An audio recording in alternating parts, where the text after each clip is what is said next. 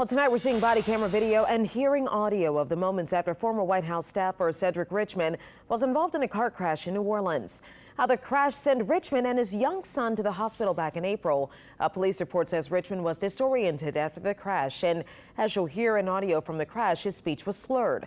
Now, despite that, he was not tested for impairment and not cited. And weeks later, police have still failed to determine what caused the crash. Katie Moore investigates with our partners at the Times-Picayune. New Orleans 911, what's the address of your emergency?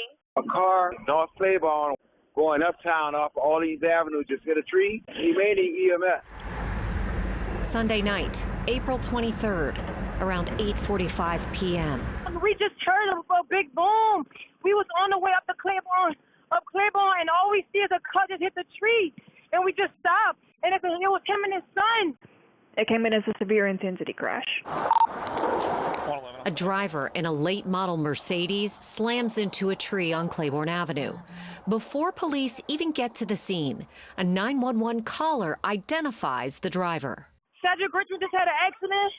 Cedric Richmond, the former U.S. congressman from New Orleans who became a senior advisor to President Joe Biden at the White House, now a consultant to the Democratic National Committee. This is a high-profile person in this accident.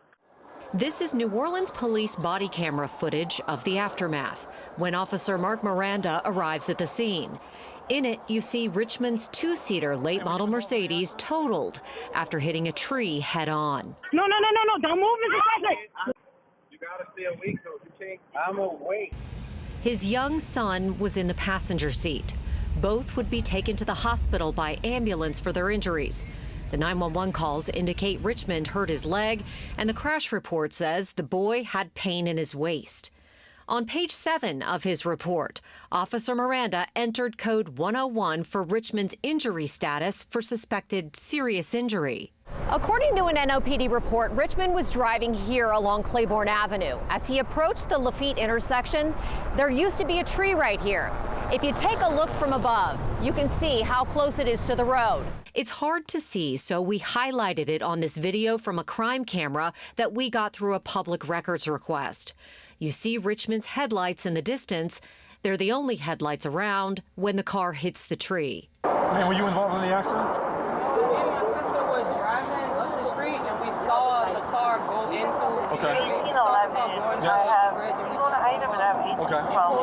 The crash report says Richmond's son told police his father had cursed at an orange Corvette earlier in their drive when the Corvette cut them off, but they turned to go a different direction from the Corvette just before they hit the tree.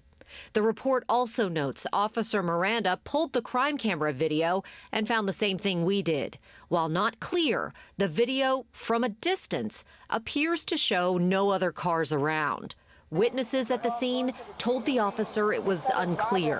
He was literally the only car in this area. Okay. Did you see another car around him when he hit the tree? Or? It was literally like cars and motorbikes flying up the street, so I don't know if somebody cut him off. Okay, I got you. I don't know. So what caused Richmond to crash?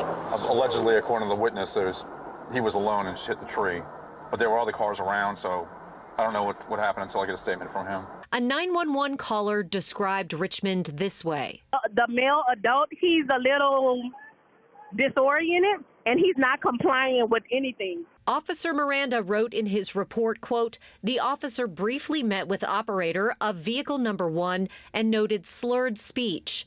The officer did not detect an odor of alcoholic beverage emanating from operator number 1. Attorneys for the city of New Orleans cut the video out after Officer Miranda places his hand on the ambulance door to get Richmond's ID. They cited Richmond's privacy concerns as their reason for doing it, because he was receiving medical treatment in the ambulance.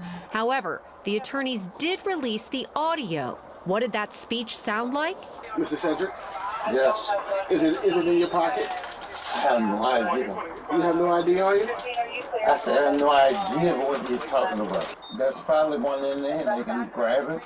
After talking with Richmond again at the hospital, Officer Miranda notes this in his crash report, quote, operator number 1 was observed in a dazed, disoriented state and advised the officer he could not remember any details regarding the crash.